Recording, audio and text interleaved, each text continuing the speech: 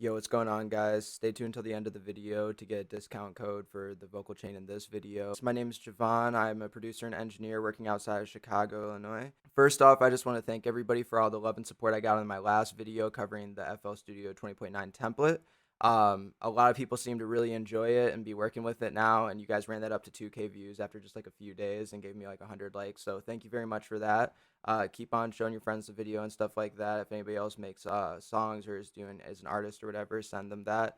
But I got a lot of questions, and I also wanted to offer up a vocal chain for you guys today because I had a bunch of people in the comments asking for like a stock FL vocal chain. So let's start with the frequently asked questions before we get to the vocal chain. I'm gonna go ahead and turn off the camera here. All right.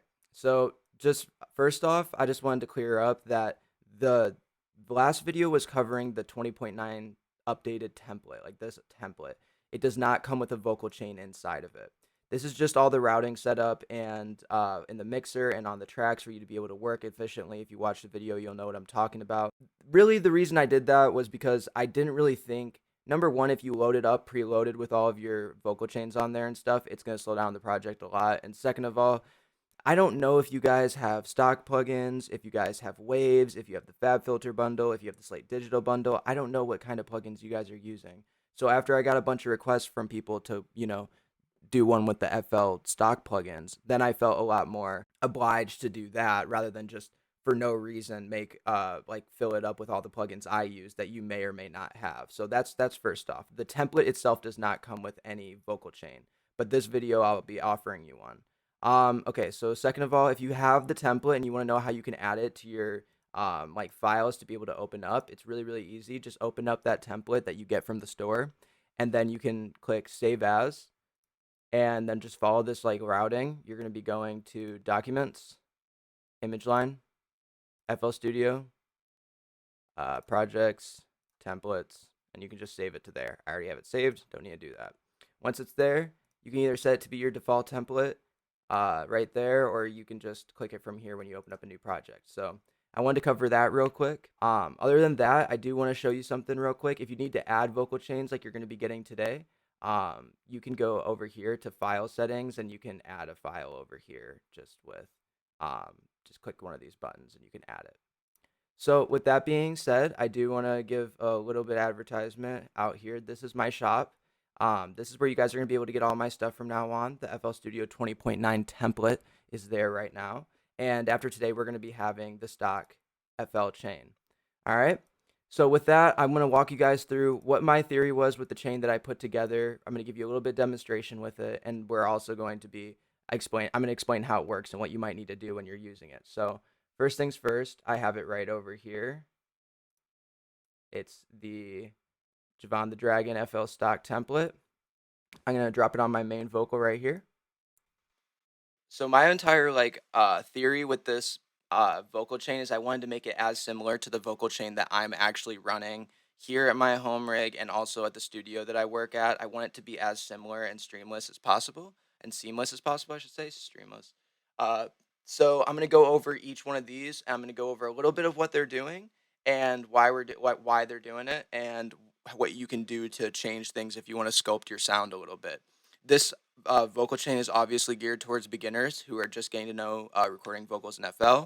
And I do recommend that once you get some experience and start to understand how to mix this stuff and what you guys want to have going on in this project, that you go ahead and get some more advanced, not just stock plugins. Some of these plugins work perfectly fine. Some of them I'm not a very big fan of, but this vocal chain does work. As you can see, my voice is working pretty good in here. It sounds pretty clean and cut. And when I do it with the beat later, you're going to see how much of a good product you can get with just stock plugins. They work perfectly fine.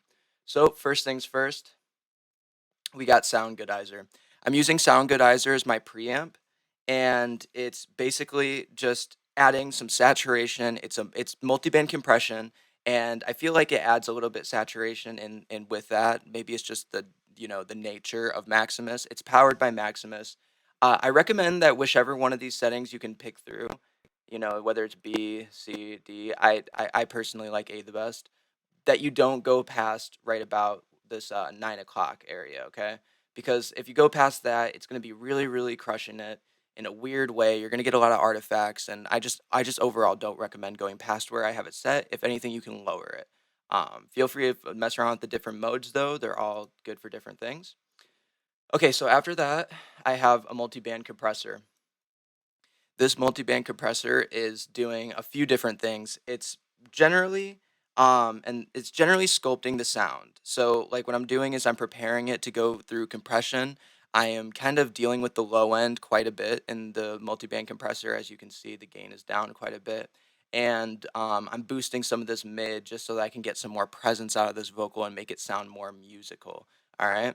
And it overall, the highs, I'm not really playing with too much. I'm turning them down a little bit just because some of these cheaper mics, and also when you're in an untreated room, can be a little bit harsh on the high end. So if we're going to boost the high end and have all that pretty sound up there, we want to make sure it's controlled in what we want. So over here, we're mostly just sculpting the sound. I wouldn't recommend doing very much to the gain knob over here. If and I'll go over where you can gain stuff up in a little bit. So then, as our first compressor, I have a Fruity Compressor. It's a digital compressor, but it's like kind of emulating, like in my mind, what it's doing is like what a FET compressor in my vocal chain would do. And really, all that is I'm grabbing like the transients, not just the transients, but like the loud parts of the vocal. It grabs those onto them. It's fast and it's short. And there's no gain in this. You can see the attack is down to 6.6. You could bring it even down lower. It is a digital compressor. I could bring it down to 0. I left it at 6.6 just because I noticed I kind of like the way it sounds. But if you feel like turning it down and you understand compression, feel free. 4-to-1 ratio, nothing crazy. It's really not working that hard. It's just really preparing the vocal overall after that multi-band shape. It's just grabbing onto any of those louder parts and kind of squeezing them down. That way that we can go into our next compressor that's really going to be doing most of the heavy lifting, I'd say. And this one, I have it, again, it's a digital Fruity compressor, but I have it kind of emulating like an analog style VCA, I guess you would say, compressor. What I would be using in this spot would be like an LA2A emulation. So if you know what that is. And so this is like adding some on the type I have vintage. So I'm assuming that it's adding a little bit of saturation. I heard a difference, so I do think it is. It's got a slower attack and a slower release and a little bit of a higher threshold too. So overall, it's a little bit more of an aggressive compression going on here, but it's not aggressive per se because I did level this all gain stage very well. It is just honestly just adding a little bit more saturation and squeezing all this vocal together and getting it all nice and compiled so you can get close to the mic and get some really good details without having absolute crazy transients and weird things going on. All right. So, and then you'll notice that right here, I'm gaining up the vocal 9 decibels. I prefer to record low. Right now, I have my interface actually set higher than I would even record my vocals in. This is generally because as the song goes on, you'll get more and more into it, and I like to kind of prepare for that. And now in the digital age, we can kind of record pretty low if we're not, using any analog gear and without much consequence. While as if you clip going in or anything like that, there's not really any fixing that. So, in my opinion, I've always preferred and will continue to prefer start like mixing low and going or starting low and mixing up. So that's what I do here. If you want to adjust the gain either up or down, I would recommend doing it in this stage right here on this gain knob. Feel free to move this around depending on where you set your interface at and stuff. But I do recommend that you set your interface reasonably, your mic level reasonably low for this chain to work its best. That's the way I do it at least. Okay, so after that we have our subtractive EQ. And what we're doing here, and this is if you're not familiar with EQ, there's a lot of stuff going on in here. It's really just one thing. But what I'm doing is I'm then after we compress, even though the multiband compressor, like I said earlier, dealt with the low end somewhat. After we compress, a lot of that low end comes back. We squeeze stuff together, and it kind of comes back out of nowhere. We'll notice when we're mixing. So in this case right here, I'm cutting off the low end at about 150 hertz and I'm rolling it off. And then I have some pretty, not drastic, but I would say definitely significant cuts where I was hearing resonant frequencies in my room and in my voice. Now, that's where I wanted to get, like, I want to, like, let you know, if you're, like, recording vocals with this chain and you're hearing resonant frequencies, those little high pitched noises or those, like, low boxy noises inside of your voice, You honestly might just need to move these around. You can move them around with this knob. You can push it up and then scrape. You'll be hearing like that kind of boxy sound. And that's all you really got to do in order to fix it. And then just don't like take it all the way down like this. You're going to turn your voice to ribbons. Just cut it out till you don't hear it anymore and you're feeling solid with it, okay? So I'm going to leave that about where it was. I don't know exactly where it was anymore, but it will be correct when the file is uploaded. I already have it saved. All right. So then you'll notice right here, I have a slot left open. And the reason I left this slot open is because this is for auto tune. And I could have put the pitcher plugin in here. I know that's the FL stock. And if you guys don't have like an auto tune or a pitching plugin, a pitch correction plugin, you can use the pitcher. Even when I was just starting out and I was using all FL stock plugins for my vocal chains and stuff, I never liked the pitcher, okay? And there are other good free alternatives, okay, that I think are really good. I can link some down in the description for you. There's a really good one called Grayleon. I don't think I have it anymore. I might have removed it, but something that I will talk about later is I really recommend that you guys invest at least a little bit of money in some type of bundle that gives you a pitch correction device that's good, or you find another means of just finding a pitch correction. Anything that's Antares is good and usable, even the older ones. AutoTune 8 is fine. You can usually find that somewhere for pretty cheap, very cheap. And Grayleon is free. You can download it right now. That one's okay. I don't mind it. I've used it before. It will work. What I'm using right now is Metatune by Slate Digital, and you can get a bundle of a bunch of really good stuff from Slate Digital, including Metatune, for like $15 a month, I think it is, and it's like a bunch of really good analog emulations and other things of that sort. So I really recommend that if you guys want to invest a little bit in your craft, pay $15 a month, and then there's like a bill yearly or whatever if you don't want to do that, and like get all these plugins for you to work with while you're starting to learn, because I mean, overall, you're gonna need a pitch correction. You're gonna need a pitch correction plugin at some point. Why not get a bundle and get a bunch of stuff? Okay, so after that, I have like a little bit of a sculpting EQ here, and here again, I'm cutting out the lows just to make sure if there's anything coming through. There shouldn't be at this point. It's really unnecessary to do this, but I do it.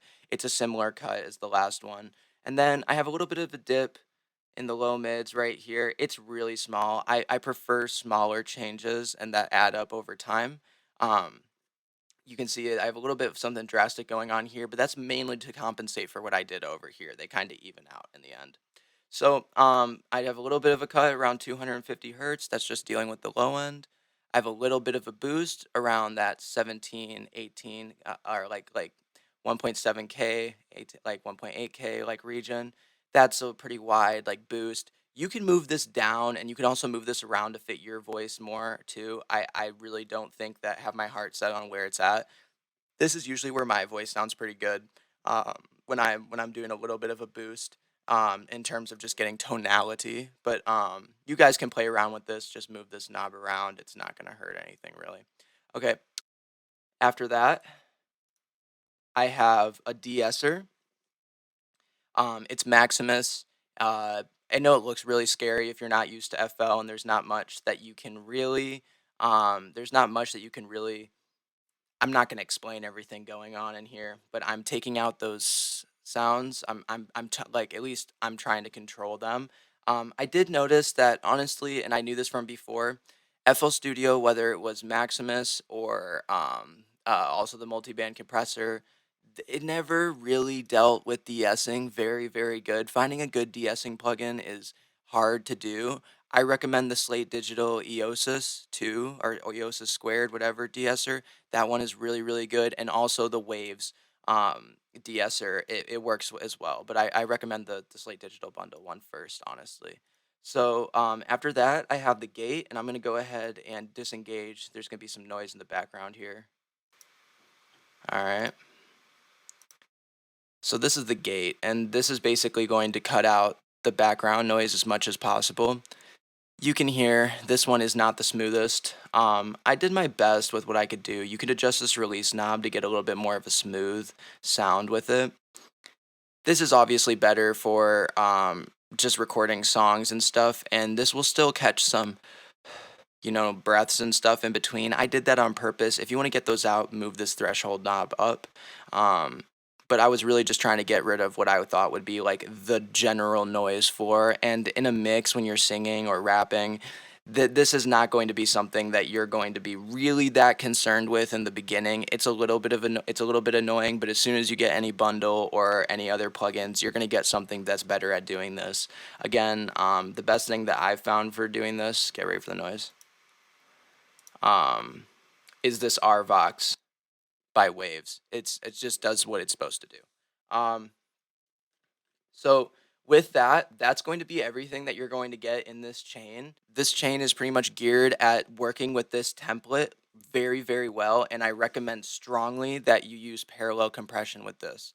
So I'm going to give a little bit of a demonstration here. We can just compress it real quick. We'll bring the threshold like down here and the attack all the way down, and we'll turn the ratio to like 10 or something of the sort. So let's make that smaller. Make sure that ratio is up there at like 10. All right, cool. All right, so what we're going to do here now is I'm going to record a vocal. It's going to be coming in through my tracking and then go through my vocal chain. And then we're going to bust out some effects with it. Let's go ahead and put on some like reverb and then parallel compression. Why not? When you're doing this and setting it up, you want the dry to be all the way down, the wet to be all the way up, to adjust how long you want that reverb to stay. Like for the echo to keep on going, you can move this decay knob, and how big you want the reverb to be will be this size. And then the low cut if you really need to, but I don't recommend doing any of this. You'll be fine with just the decay knob, and the size is really all you need. It's pretty much good on that. All right, so with that being said, we have our reverb and our delay set up. So I'm going to start mixing in some reverb. That's about good. And I'm going to mix in some of this parallel compression too.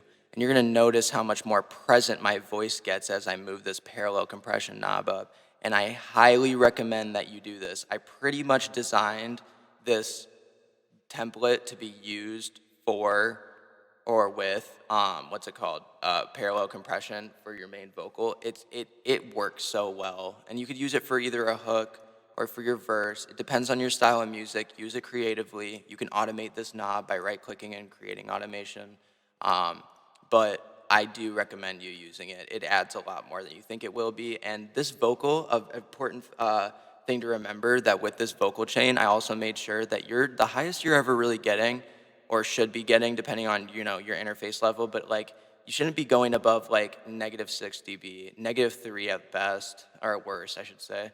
And this parallel compression and reverb, even on the master bus of all of our vocals bust together, we're never even hitting -6. That might change when we're recording. You see me, I purposely hit -3, but I'm gonna go ahead and turn down my interface a little bit here now, and I'm going to do a little bit of an example recording for you, all right? Finding my damn self, get to the damn well, yeah. She knows me too good, I'm still in my hood. All right. So again, I'm not performing for Rolling Loud when I do these examples, but we're going to command click off of it, select it, shift it down. It's going to become part of the main track when I do that. Again, if you didn't see the last video, let me just show you how that works as it moves. You'll notice the numbers right over here on track move as well. That's shift down arrow. And now it's on the main vocal, so we don't have to worry about anything else, and we can just hear the finding my damn self, get to the damn wealth, yeah. She knows me too good, I'm still in my hood. You know, and like this is like super dry. This has not that much going on. A little bit of reverb, a little bit of parallel compression. I don't even have a pitch correction or auto tune on my voice. And we're already having it that present up front. I have the beat turned down for recording purposes, but you know, you'll notice that when we have it all the way up, that these vocals really sit well in the beat. In my damn self, back to the damn well. And when you mix your parallel processing over here in the effects chain, when you get your delays going and your reverb all fine-tuned and all that stuff, it's really going to quickly become a high-quality project. And it's not going to take that much effort. All you had to do is drag and drop your vocal chain into the desired insert slot and, yeah, record in the template that's set out for you, and everything's built in. You should be able to get really high quality recordings from this template and from this vocal chain specifically. Especially if you're a beginner and starting out. Also, I really do advise you to go over the video that I just made and go over and listen to what I said and go fine tune some of these settings and mess around with stuff. It's not going to automatically save to the preset every time that you open the preset. It's going to start out at the beginning. So I think that you really have nothing to lose by going ahead and trying your best to understand what's going on inside of this vocal chain. On top of that, and just to go over, I do want to say that this is definitely geared towards beginners. I run a completely different vocal chain than this, and I think that as you learn how to do stuff, that you'll be able to adapt and get new plugins, find out what are the good plugins. I'll be giving you a lot of recommendations on this channel, and you can start, creating your own vocal chain using this as a starting place. That being said, I do stream on Twitch every single Friday giving feedback to anybody who records vocals, makes beats, any kind of music that you do, and you want me to give you some feedback on it. I'm on Twitch every single Friday at 9 p.m. Central Standard Time. And I'll be there until pretty much midnight, so you got 3 hours to come hang out with me, catch me in there, and send me a song for me to give you some feedback on. I'll answer questions, I'll cover some of the plugins that I use on the regular basis, and on top of that, I can make a lot more sense of what you guys need to know when you guys can just talk to me in chat. So I really recommend you head over to my stream. I really appreciate you guys running up the last video. I hope you guys enjoyed this one. And right after this, I'm going to include a really cool promo code for you guys. I really appreciate you guys checking me out, seeing this, and I recommend you go check out the store. There's going to be a lot more stuff on this very, very soon. And yeah, if you guys have any other questions, go ahead and leave them in the comments for me. Also follow me on IG and whatever. Just let me know anything that you guys need to know. I'm always down to help. Always in the studio 24 hours a day, so I don't have any problems answering questions to anybody who needs them. And yeah, other than that, I think I'm going to get going here. Thanks for watching. Subscribe if you'd like, and peace. What you guys can do is you can go at final checkout and you can apply the code Dragonfire1227 to the FL stock vocal chain, and you're going to get 20% off your overall price, which will bring it down to $10, and you'll be able to get the vocal chain for the same price as the template. I recommend you getting both. They work very well together, pair perfectly, but either one will work without the other, and you can add them, like I said at the beginning of the video. Thank you guys so much for watching, and I'll see you in the next